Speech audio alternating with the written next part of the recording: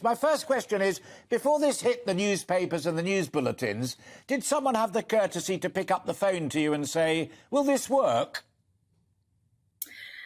Good afternoon. Well, I think conversations have been going on quite a bit about what should work and what could work. And we've been talking consistently about investment in social care. We knew we had capacity, but it is the investment that we needed to enable us to pay our staff properly so that we could retain the staff that we have currently working with us, but also so we could recruit people. We have had the visa application scheme opened up, and so there are people coming in from abroad. So we've got international recruitment going on. So we knew that would all help.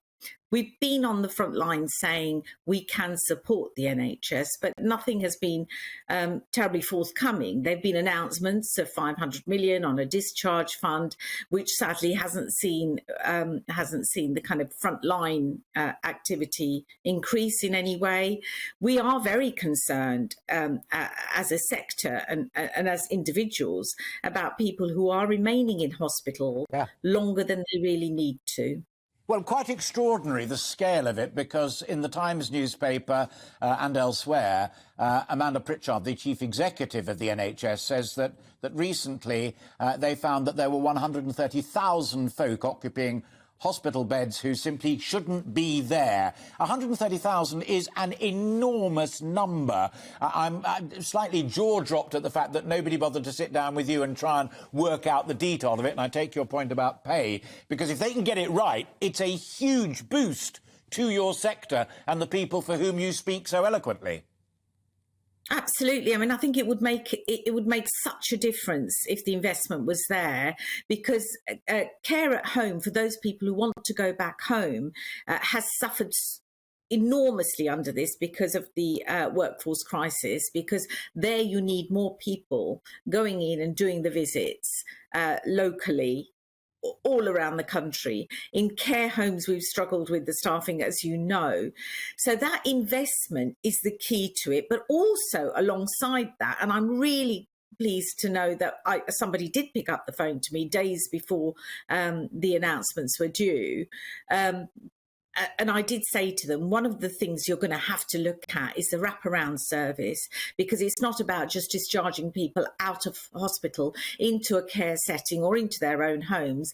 If we don't have the wraparound community service, so if they need additional mental health support, or they need a GP to come in, a district nurse to come in to support them, or indeed physios, they have to be available, because we see failings of discharges. And, you know, just in 1 week, I was told about from a care company, a home care company, they had 8 failed discharges out of hospital, which is devastating for the individuals that were sent out of hospital and then actually had to go back into hospital because the services weren't available to support them in their services. So we've got to get the whole thing right. This is not just about part of it. This is about the whole thing.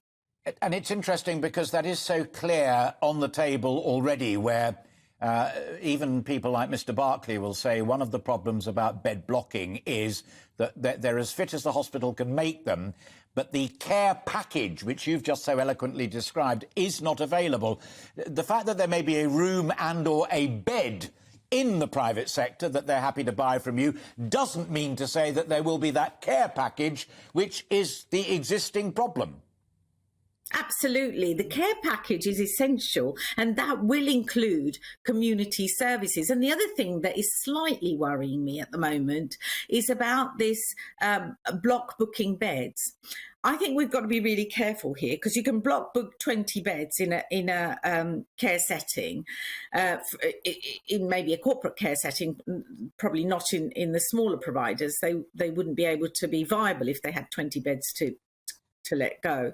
But if you block book those beds, what you're then doing is you're paying for them whether somebody's in it or not. So I think that is a bit of a worry for me, because we need to have this local picture where a hospital can actually buy that space with all the services, and none of it is going to waste, because this money is very precious. It's not a huge amount of money. Let's be absolutely clear about that.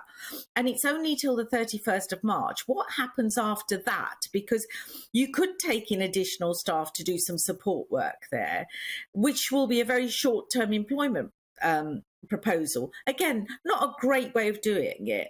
Sustainability is the key to us getting this right. We really need to be very, very clear that people who no longer need to be in hospital and are occupying an acute bed should be able to be transferred into an interim arrangement until they are ready to go back into their own homes, and a package can be brought in, or they are made permanent residents into a care service, whichever is best for them. We mustn't forget that there is an individual at the end of that process who will be impacted. And I lost my father at Christmas, and it was a poor discharge that led to it. He was discharged on a Friday night. No GP had been put into place to support him. By Saturday, when I saw him 3 weeks ago today, he was fine. He was chatting, but there was something not quite right, because he had water coming out of his mouth, and there was something not quite right. By Sunday, he was pretty much in a terrible state. Monday morning, blue lighted back into hospital, and the infection was still there that he'd gone in with. So I think it's got to be right. Let's get the GPs in place. Let's make sure we've got the district nurses. All of that needs to happen. My father lost his life, but he was at a good age. I'm worried about people who could be saved. That revolving door and A&E is not somewhere that we want to be. We want to make informed, considered discharges that are in the best interest of the individual. Nadra Ahmed, always a pleasure to talk to you. Thanks very much indeed for finding time to do that once again for us here on what is an absolutely fascinating story. You gave such a clear picture of what the real challenge is. It is bold and radical, but it needs perhaps to be thought absolutely through. Nadra there, the Executive Chair of the National Care Association. I'm delighted now to be touching base with another regular, former Conservative Member of Parliament and indeed former Health Secretary, Stephen Dorrell. There he is. Stephen, great to see you. Very good afternoon to you. I hope you could hear everything that Nadra was saying there. Utterly intriguing. She welcomes it. It is potentially really bold and radical. They do have the space, but it hasn't been completely thought through so that they surround the people that they can give accommodation to with the care package that is not available elsewhere. I give her 10 out of 10 for that. What do you give her? 10 out of 10, 11 out of 10, if I could, Alistair. I heard every word she spoke. And I know Nadra, and I think she set out the position with admirable clarity. Can I make one very tiny point, but I think it illustrates a big issue? That throughout that interview with Nadra, the note on the bottom of your screen said NHS reform. What you were actually talking about with Nadra is the proposition that you can't deal with NHS reform unless you deal with the issues of social care. Addressing social care is fundamental to making the NHS sustainable, and it's the failure of successive governments to address the priorities of social care which is the biggest single factor undermining the sustainability of the NHS today. Is there a real problem here, as the Telegraph leader suggests today, that the party that you formerly served and represented has lost its nerve to be bold and radical, as the Prime Minister demanded of the NHS, and that it's actually Wes Streeting for Labour who's talking about more radical, genuinely open-minded reform of both how health and how care operate? Need to go back to Beveridge, need to see what's happened over the last 5 decades, and almost dare to consider starting again. Well, I'm not in favour of starting again. I think in an earlier conversation, you and I had this debate, Alistair. We need to remember that the latest changes in NHS bureaucracy actually are only just over 6 months old. They came in on the 1st of July. And on the 1st of July of last year. And as it happens, I think they're an important step in the right direction. which is to set up a single structure to bring together social care and the NHS to address some of the issues I was just mentioning. But on the other hand, I also agree with a great deal of what Wes Streeting has been saying recently.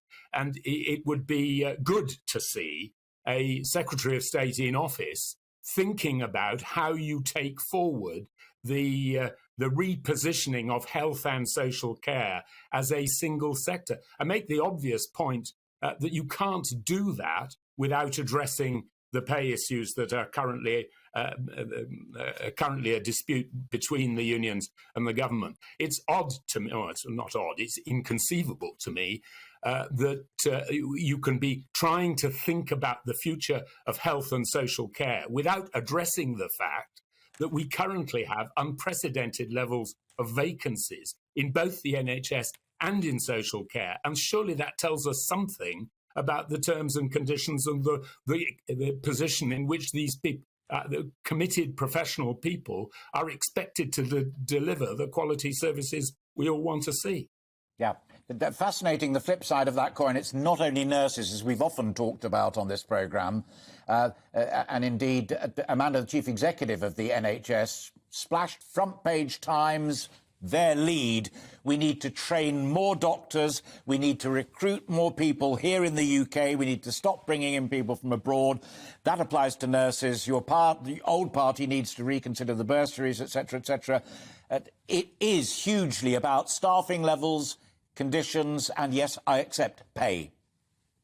Yeah, I completely agree. It's about all of those things. The one thing that I think is a trap in that presentation of the issues, as you just did then, Alistair, is to imagine that somehow we can have a British-only solution to these clinical professions. The fact is there is a worldwide shortage of doctors and nurses, and the NHS has always trained people who've gone to work overseas and has always welcomed people trained overseas to come and work in the NHS. And I think it's important that we continue to maintain that open door, because otherwise what we end up with is a position where the NHS is somehow cut off from developments elsewhere in the world. And that's no basis on which to develop what is at its roots a scientific service.